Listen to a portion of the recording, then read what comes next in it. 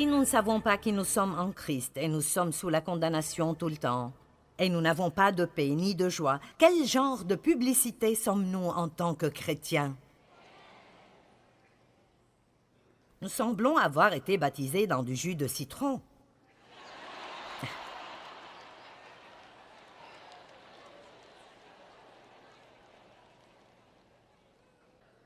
Beaucoup de chrétiens ne savent même plus comment s'amuser.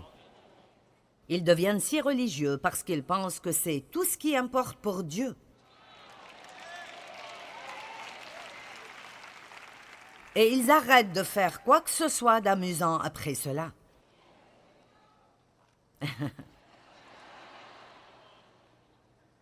Vous savez, je pense que beaucoup de femmes chrétiennes croyantes qui veulent vraiment que leur mari soit sauvé, essayez donc de vous amuser un peu plus avec lui, au lieu d'imposer les mains sur lui tout le temps pour chasser les démons.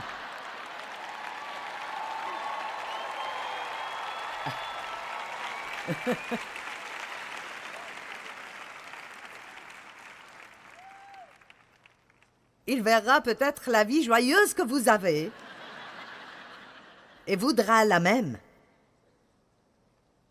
Est-ce que Dieu veut que je jouisse de ma vie? Maintenant. Vous savez, c'est un grand problème pour moi, parce que je n'ai jamais pu vivre mon enfance. Juste à cause de l'abus dans notre maison et la colère que mon père avait, l'homme méchant qu'il était et la peur qu'il provoquait. Je n'ai jamais vécu mon enfance et je n'ai pas réalisé cela jusqu'à devenir adulte. Vous savez, quand j'ai épousé Dave, j'ai pensé, est-ce que tu dois faire le pitre tout le temps? Je veux dire, quelqu'un ici doit être responsable pour quelque chose. Et ce n'était vraiment pas qu'il était irresponsable, c'était juste que quoi qu'il fasse, il doit en jouir. Et c'est là le but que je poursuis pour moi-même et pour vous tous. Je ne veux pas juste jouir du jour de paix ou des vacances ou du shopping. Je veux jouir si je dois aller faire les courses et si je dois faire le ménage. Je veux jouir de ma vie, quoi que je fasse, parce que la vie est trop courte pour ne pas jouir de son cheminement.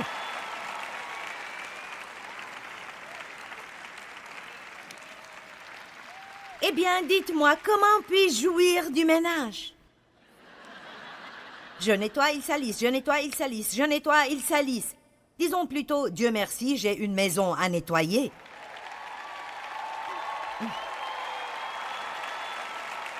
Et, Dieu merci, j'ai une famille, même si elle salit. Parce que vous pourriez vivre totalement seul. Et personne ne salirait jamais rien. Dans votre maison, vous pourriez manger seul, vous pourriez dormir seul, vous pourriez ne jamais avoir personne à qui parler. Puis-je te dire quelque chose?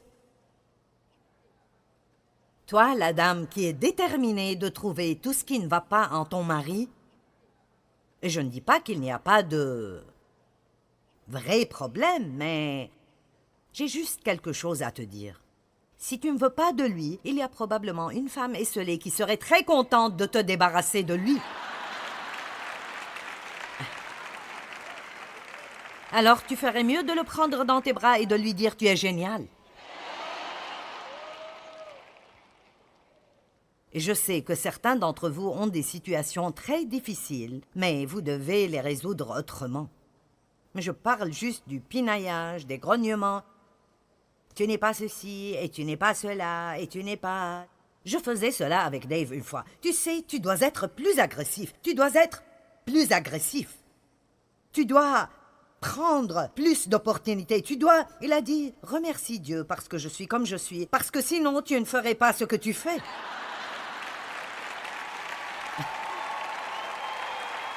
Bon, d'accord. Oui, je pense. Nous devenons si mécontents avec ce que nous avons, mais avez-vous jamais pensé que c'est peut-être exactement ce dont vous avez besoin? Oh.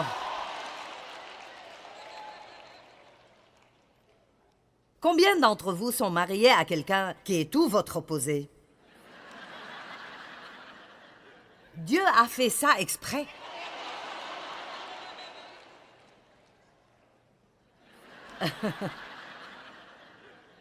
Voici notre problème. Nous épousons quelqu'un qui n'est pas comme nous, et puis nous passons notre vie à essayer de le changer.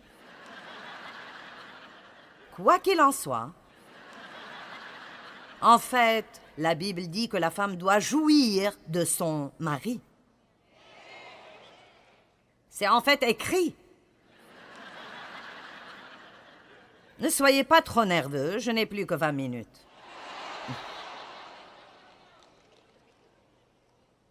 Le voleur vient seulement pour voler, tuer et détruire. Mais Jésus a dit, « Je suis venu afin que vous ayez la vie, une vie abondante jusqu'à débordement. » Pourquoi jusqu'à débordement? Il veut que nous ayons tellement qu'elle sort de nous vers d'autres personnes. Les femmes contrôlent l'atmosphère dans leur maison. Vous pouvez rendre tout le monde grincheux, ou vous pouvez créer une atmosphère de joie. Vous pouvez faire que le problème paraisse pire, ou vous pouvez le faire paraître meilleur. Les femmes ont une grande influence.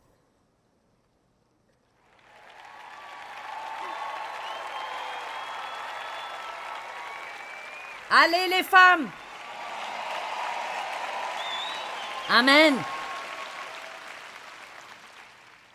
Vous savez, nous allons tous quelque part. Nous sommes tous en chemin. J'ai pensé écrire un livre intitulé « Mon cheminement avec Dieu » parce que c'était vraiment un cheminement. Nous avons tous des buts et des rêves, mais très peu de gens jouissent vraiment du chemin. La vie ne se rapporte pas à la destination. Elle ne se rapporte vraiment pas à la destination. C'est comment vous y allez.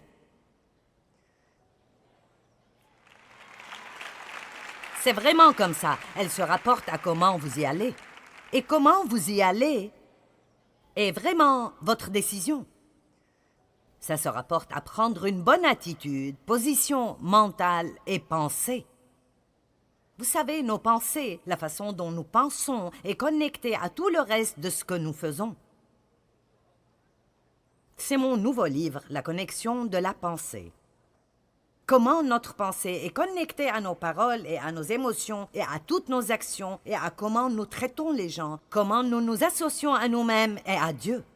Faites plus attention à ce que vous pensez et comprenez que vous n'avez pas besoin d'être une décharge mentale où le diable peut jeter n'importe quelle mauvaise chose.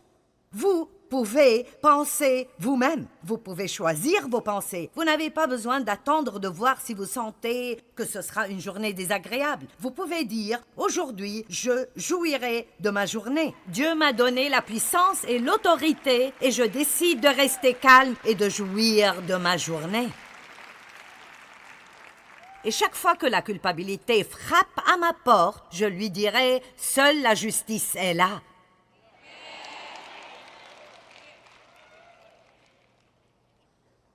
C'est là la vie plus profonde. Si je dis j'enseignerai à propos de la vie plus profonde, vous direz « Oh !» Certaines personnes sont si profondes qu'elles ne savent plus où elles sont. Ce n'est pas difficile. La vie plus profonde est de ne pas être concerné par avoir des choses qui ne font pas tellement de différence, mais de poursuivre la justice, la paix et la joie dans l'esprit. Quand vous avez ces choses en vous et vous avez cette fondation, la vie devient douce et nous pouvons vivre pour Dieu et lui donner la gloire et être quelqu'un que les autres voudraient imiter. Est-ce que les gens veulent être comme vous?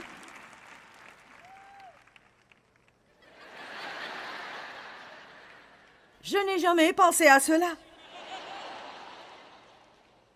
Réjouissez-vous dans le Seigneur, je le répète, réjouissez-vous.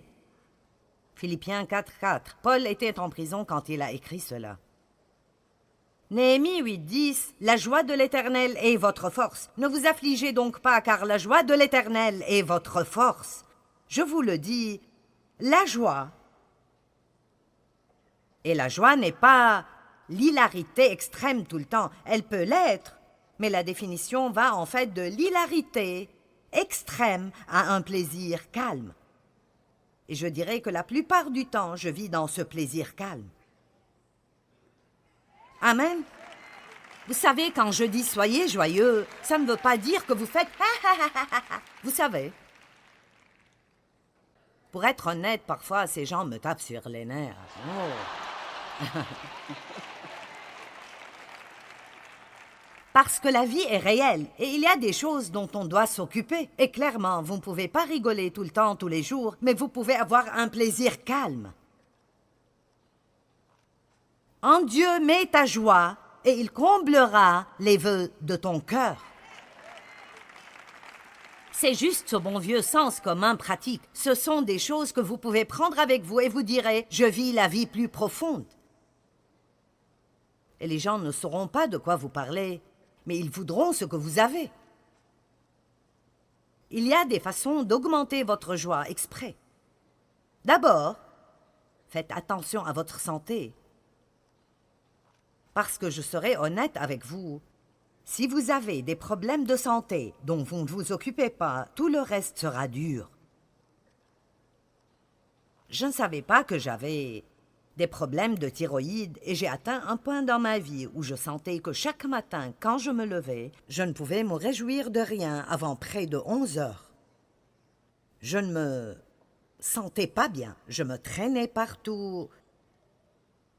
Et je suis allée chez un bon nutritionniste qui a découvert que j'ai une condition unique de thyroïde et il y a 2 différents types de thyroïde et l'une était 3 et l'autre était 4. Mon T3 ne se convertissait pas en T4, alors même si dans les tests médicaux je paraissais être dans la marge de la bonne santé, c'était toujours trop bas pour moi. Et ils m'ont traité pour que je puisse avoir une thyroïde à peu près normale. Et vous ne croirez pas la différence. Et vous savez quoi? Demandez-vous toujours d'abord si vous êtes déprimé tout le temps, si c'est spirituel, si c'est l'attitude. Allez là d'abord. Mais si vous croyez vraiment que vous n'avez pas une mauvaise attitude et que votre relation avec Dieu est solide, alors ne vous asseyez pas à ne rien faire. Faites-vous examiner par quelqu'un de bien et voyez s'il y a quelque chose qui cause cela et auquel vous ne pouvez rien.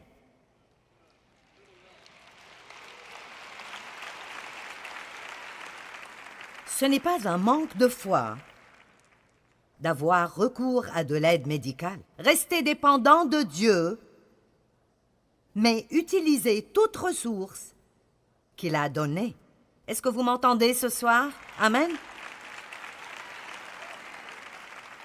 Et pour garder vraiment une bonne conscience, je dois vous dire cela. Si vous voulez augmenter votre joie, commencez à vous exercer.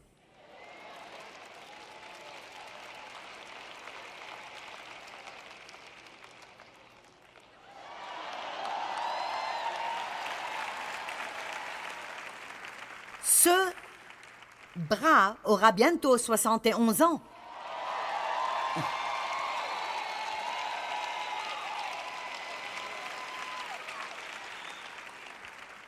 Vous pouvez le faire ou ne pas le faire, je vous donne juste l'idée. Vous savez, marchez, faites quelque chose, portez des haltères, vous savez. Dieu nous a donné des articulations pour que nous bougions. Pas pour que nous disions tout le temps « je me sens si mal aujourd'hui, je me sens vraiment mal aujourd'hui ». J'aurais aimé avoir plus de temps avec vous.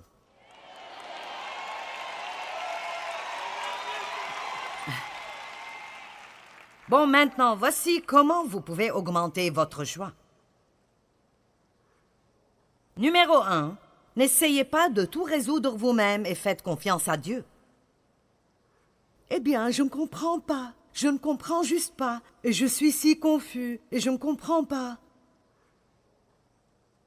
Si Dieu ne vous dit rien, n'essayez pas de comprendre. Vous allez être plus confus. Soyez à l'aise quand vous ne savez pas. C'est un bel endroit de paix. Eh bien, qu'est-ce qui a causé ceci? Je ne sais pas. Soit j'ai fait quelque chose de bien ou quelque chose de mal, mais Dieu peut s'en occuper.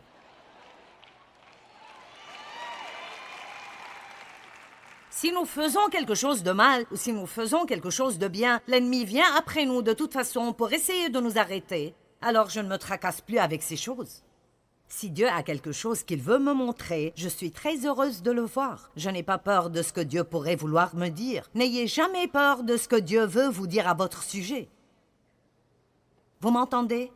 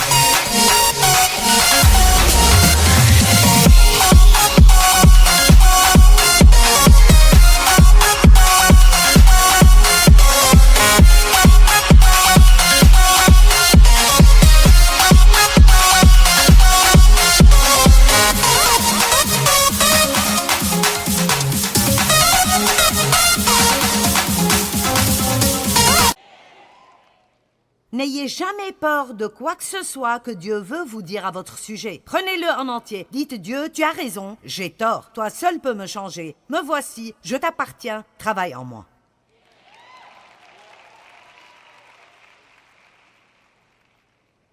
Dès que vous commencez à vous préoccuper et à vous inquiéter de quelque chose, priez et donnez-le à Dieu. Vous savez, nous ne prions pas après avoir fait tout ce que nous savons faire. Dieu, j'ai essayé de faire tout ce que je sais faire, alors je suppose qu'il n'y a plus rien à faire excepté de prier. La prière n'est pas la dernière option, c'est un recours initial.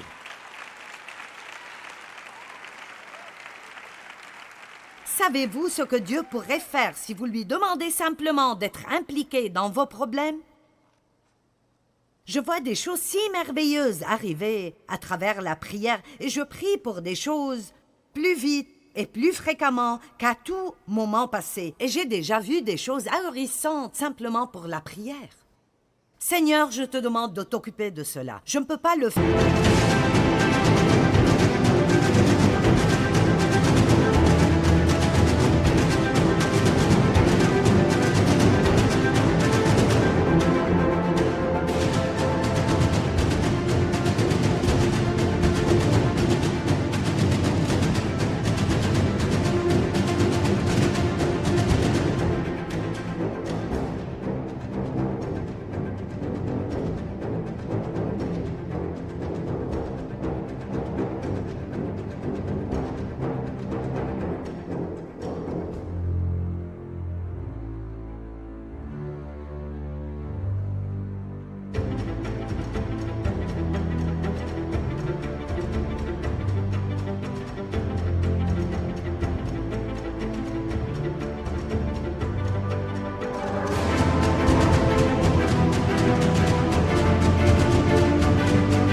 Faites-le.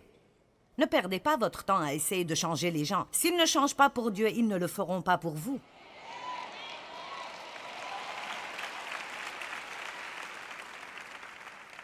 Arrêtez d'essayer de sauver des gens qui ne veulent pas être sauvés.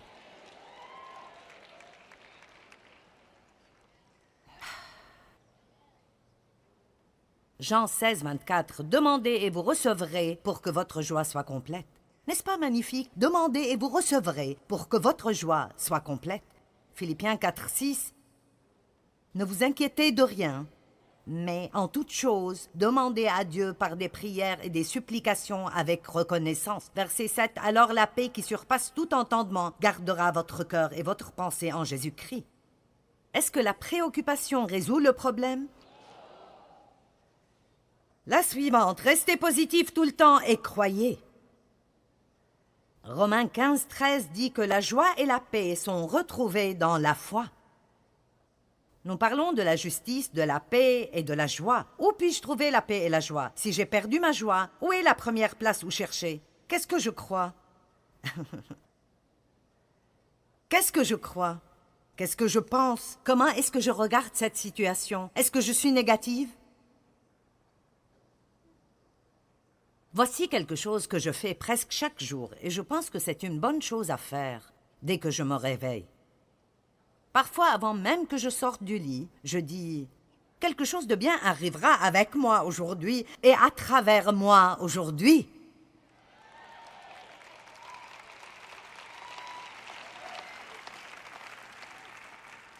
Attendez-vous à de bonnes choses.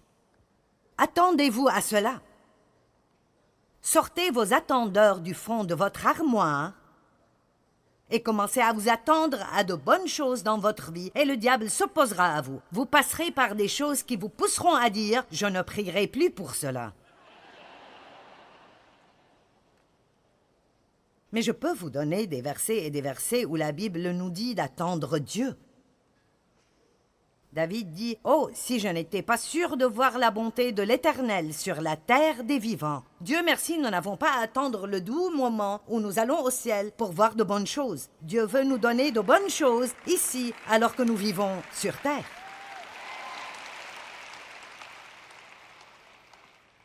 Réjouissez-vous. Ne soyez pas si intense à propos de tout ce qui arrive. Oh! Avez-vous senti cette lourdeur dans la salle aujourd'hui? Eh bien oui, c'était peut-être toi. Faites très attention à ce que vous dites. 1 Pierre 3,10.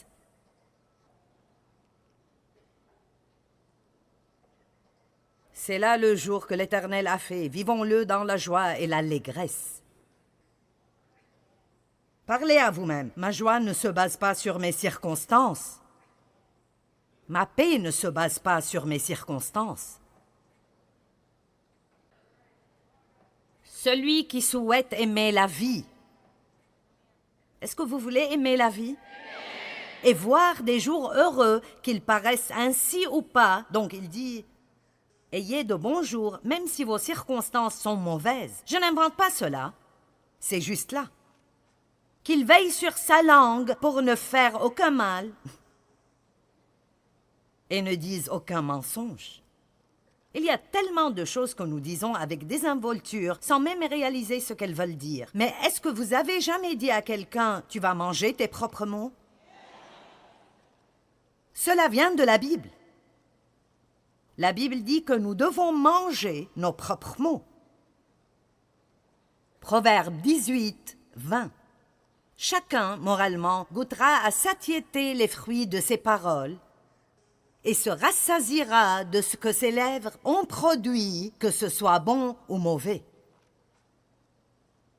La mort et la vie sont au pouvoir de la langue qui aime se répandre en paroles, mangera ses fruits, la vie ou la mort. Vous n'aurez pas la joie si tout ce dont vous parlez est vos problèmes. Nous ne jouirons pas de la vie si nous nous réunissons dans de petits groupes et nous médisons à propos des autres. Ne passez pas votre heure de déjeuner assis à table au travail à parler de tout ce qui va mal dans cet endroit et tout ce qu'ils ne font pas et que vous n'avez pas. Si c'est tout ce dont tout le monde parle, alors si vous devez le faire, allez manger seul. Allez marcher et dites « Dieu, les choses pourraient être meilleures, mais je suis si reconnaissante d'avoir un travail. Merci Seigneur parce que j'ai un travail. » Vous devez combattre le diable. Et la plus grande chose, la meilleure chose, êtes-vous prêts pour la grande finale? La meilleure chose, la meilleure d'elles, la plus grande, la chose la plus merveilleuse que vous pouvez faire pour augmenter votre joie est de faire quelque chose pour quelqu'un d'autre. Maintenant, cela est la façon la plus amusante d'avoir une meilleure vie. Si nous voulons vraiment jouir de nos vies, nous devons faire confiance en Dieu dans toute situation, rester positif et faire quelque chose pour aider quelqu'un d'autre. Le psaume 37, 3 dit « Confie-toi en l'Éternel et pratique le bien ». Je pense que c'est une formule très simple sur comment agir quand nous avons des problèmes. nous devons garder les choses essentielles en premier. Et nous devons avoir confiance en Dieu et être une bénédiction pour d'autres. C'est mieux que de recevoir ce que nous voulons. Si nous demandons en premier le royaume, Dieu nous donnera le reste.